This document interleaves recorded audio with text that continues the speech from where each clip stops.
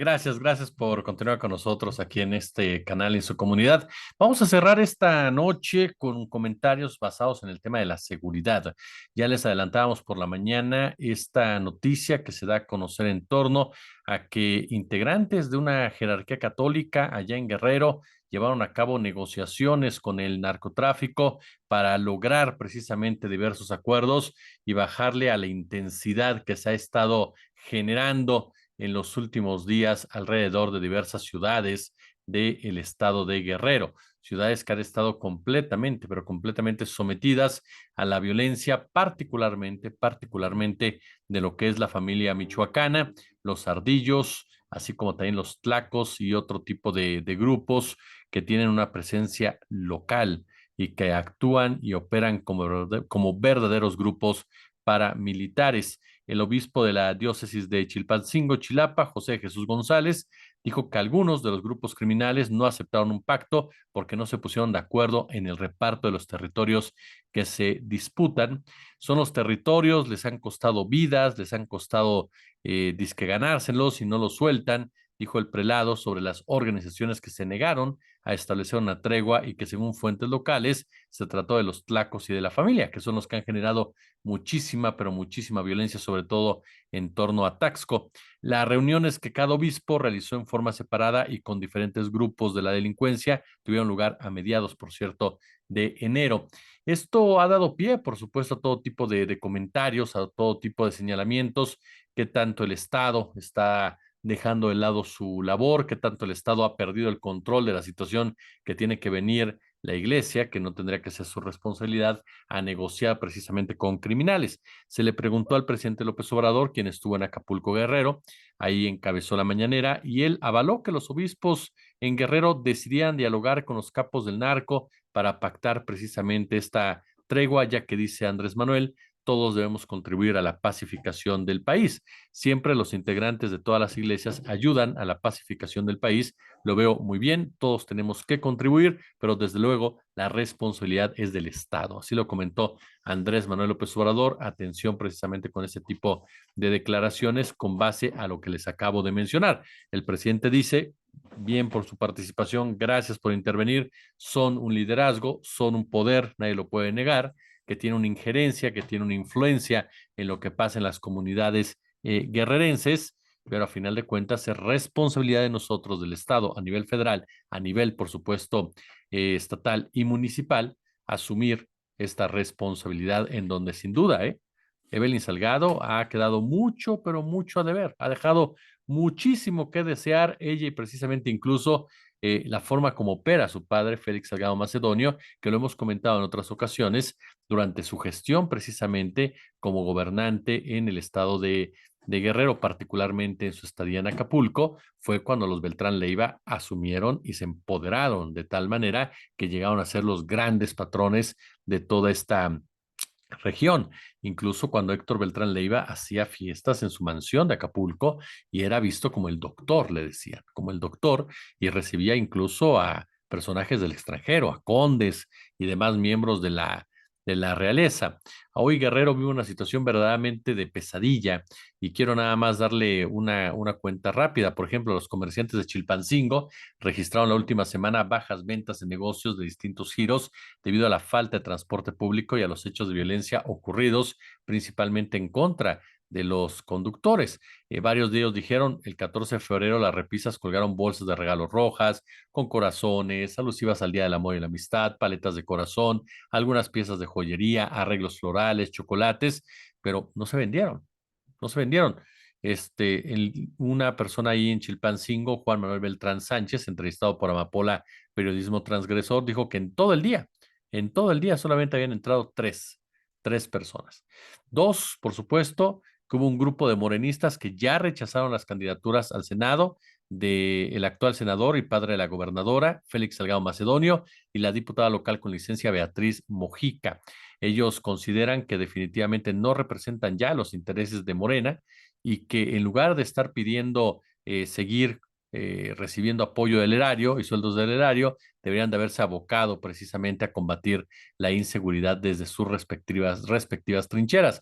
Ahora, en las últimas horas hay que decir que a raíz de este anuncio del pacto, ¿no? En el 11º día que Chilpancingo vive una crisis de seguridad y transporte público, sin alguna información oficial al respecto, bueno, comenzaron a circular en mayor cantidad unidades de urbans y taxis para brindar el servicio que aún no es completo y que mantiene horarios reducidos, porque a final de cuentas los choferes dicen, pues sí, hay un pacto de la iglesia con ellos, pero ellos nos quieren seguir agarrando de halcones, nos quieren seguir utilizando para sus actividades y eso es precisamente lo que nosotros no queremos. Por eso exigimos al Estado que nos respalde, que nos cuide, porque hay miedo de que estas personas vayan a llevar a cabo acciones violentas en contra de este sector. En este marco, en Guerrero, hombres armados atacaron la camioneta en la que viajaba el alcalde de Taxco, Mario Figueroa Mundo, quien resultó heridas leves. Mire, a ver, la ausencia de las autoridades en los momentos críticos que enfrenta la población guerrerense es atroz. Están agazapadas, no quieren arriesgar su propia seguridad, no hay quien dé la cara para enfrentar los problemas que padece la gente de a pie. El desbordamiento de la violencia no tiene diques, es una avalancha, como nos dicen nuestros amigos de Tlalchinoya, es una avalancha que nos arrastra, dicen, al despeñadero. Es un mal que destruye el tejido comunitario, que deja a la deriva a la gente que se levanta temprano para luchar por su sobrevivencia. Ni en casa la familia se siente segura. Por todos lados, nos reporta Tlalchinoya, por todos lados hay presencia de grupos que causan estragos precisamente entre la población. Los cuerpos de seguridad son ajenos al drama cotidiano de la violencia. Bueno, hasta en las colonias más pobres el crimen está presente, ya sea para cobrar piso o para vender cristal. No hay calles sin dueño, no hay colonias sin halcones. Las carreteras, las avenidas son las vías más inseguras para transitar debido a estas férreas disputas que libran las organizaciones criminales para controlar las rutas del transporte público, los negocios de la economía criminal, además de fijar cuotas altas. Las vidas de los choferes penden de un hilo si no acatan las órdenes del crimen organizado, lo que les decía ahorita, y ante la inacción de las corporaciones policíacas militares. La violencia se recrudece en las calles con los asesinatos, con la quema precisamente de los vehículos y el cobro de piso, caray, esta práctica, lo hemos dicho, el ecosistema del crimen organizado, con el gran narcotráfico, el lavado de dinero, las pandillas Armani, posteriormente todo lo que tiene que ver con la narcocultura, todo lo que tiene que ver con el lavado de dinero, todo lo que tiene que ver con la operación de grupos de poder y al final estas prácticas como los levantones, el secuestro, el cobro de piso que impactan, el narcomenudeo que impactan directamente entre la población de a pie, desde la persona que vende quesadillas hasta hasta la persona que tiene una fonda y que son los que con justa razón dicen, pues sí, entiendo que sea una política, una violencia política organizada, entiendo que sea el crimen organizado políticamente como tal, pero a mí los narcos de a pie me están extorsionando, a mí me están quemando la casa, a mí me están violando mi familia, a mí me están precisamente exigiendo, ¿no? Este tipo de cobros, no hay excepciones, ¿no? O te caes con la cuota diario semanal o te arrepientes, ¿no? Incluso el crimen organizado ya desplegó una gran cantidad de personas que trabajan para ellos y que están perfectamente ubicados y que saben cómo moverse en las ciudades turísticas, que son obviamente las más redituables para estos grupos, ¿no? Y es que, caray, aquí viene la simbiosis con la delincuencia organizada por parte de los políticos, de los empresarios. ¿Durante cuántos años Guerrero no ha sido escenario del despojo precisamente de tierras comunales, de tierras ejidales, de lugares paradisiacos, de las playas, por supuesto? Y ahora estos cárteles operan como los brazos armados de esos intereses, precisamente tomando el control de sitios de gran afluencia turística para cobrar la cuota a incluso a los vendedores de las playas, a la gente que va ahí con sus pulseritas, que va con sus recuerdos, con sus playeritas, ¿no? A ellos también les cobran el derecho de piso. Y cuidado, cuidado si no paga, ¿eh? Porque le toca, lo matan. Así de claro. Se lo digo porque a mí me lo dijeron cuando fuimos a Acapulco. La gente nos lo dijo, estamos solos en ese sentido. Los milicos no nos hacen caso, ¿no? La policía local nos dice, mejor págale, ¿no? ¿Por qué? Porque pues, no vamos a desafiar a este grupo, a estas empresas criminales que incluso llegan armados sin ningún tipo de pena, ni mucho menos. Los puntos de venta de droga son negocio exclusivo de los jefes, nadie se atreve a competir con ellos y es un embrollo delincuencial muy complejo, que tiene la presencia de la Guardia Nacional, del Ejército, de la Marina y que muchos de ellos, denunciado por los propios pobladores, no por partidos políticos, pobladores, muchos de ellos son parte de la criminalidad galopante. Tan solo, como nos señalan nuestros amigos de Tlalchinoya, nuevamente lo retomo, en Taxco hasta los encruzados fueron emplazados a pagar cuota, a comprar las ortigas a los proveedores del dueño de la plaza, todo para acceder al templo de Santa Prisca. El grupo delincuencial, fíjese bien, disfrazaba la limosna como cuota. ¿Qué le parece? Las alcancías eran vaciadas para la causa del crimen. Obviamente que el encanto de esta ciudad mágica se acabó a punta de plomo que sustituyó a la plata.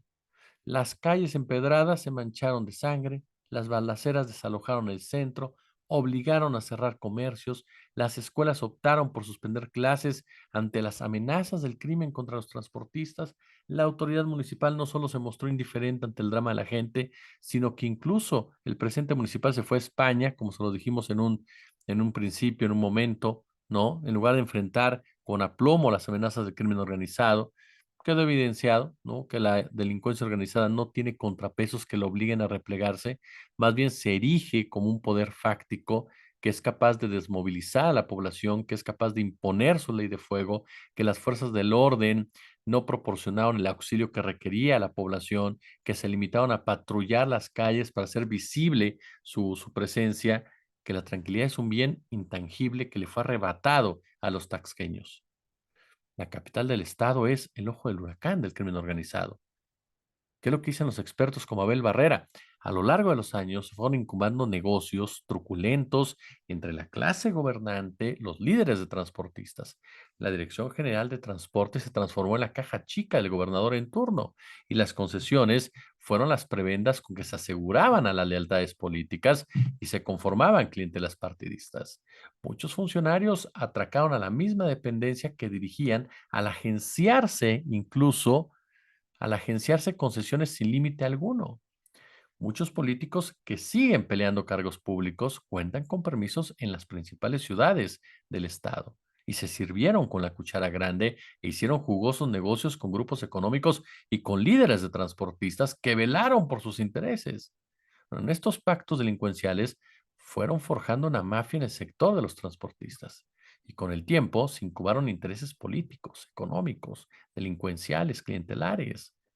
Todo creció al amparo del poder público, con el apoyo de los gobernantes, de su grupo político, la gallina de los huevos de oro, donde incubaron negocios ilícitos al interior de las instituciones gubernamentales. Las rutas se fueron diversificando y en esta ramificación de sitios, el trasiego de la droga desplazó la transportación de los productos básicos. Los líderes fueron relegados por los jefes de plazas y el control de las rutas pasó a manos de los grupos de la delincuencia. El transporte público y privado se erigió en la minita de oro y por eso las organizaciones criminales pelean las rutas en los territorios en donde tienen presencia. No están dispuestos a permitir que otros grupos controlen esas rutas de transporte cuando se han apoderado de la plaza. Y en esta confrontación totalmente abierta, los grupos delincuenciales, como denuncia Tlalchinoya la organización, se han pertrechado en los sitios estratégicos de la capital del estado. ¿Para qué? Pues obvias razones, imponer su hegemonía. No hay autoridad que los repliegue, que los descarrile en su empeño por enquistarse dentro del sistema de transporte público. Más bien, se han encaramado en las estructuras del poder público y cuentan con aliados que trabajan precisamente, que trabajan para su causa. Y esto no es fácil, ¿eh? Saben que las autoridades tienen precio. Trabajan para las autoridades de estos grupos, trabajan para los caciques, trabajan para los grupos empresariales y militares, negocian a cualquier costo, nada los detiene. No temen a los cuerpos de seguridad porque saben que por años se han domesticado, son parte de la misma estructura, delincuentes y cuerpos de seguridad. Se confabulan y se vuelven cómplices de jugosos negocios de la droga y de las armas. La sociedad obviamente está hastiada, cansada de tanta corrupción, de tanto contubernio de los gobernantes con los grupos delincuenciales que han tomado el control de las ciudades, de las comunidades rurales, que han impuesto la cuota a la mayoría de los comerciantes, que han instalado el miedo en la vida pública.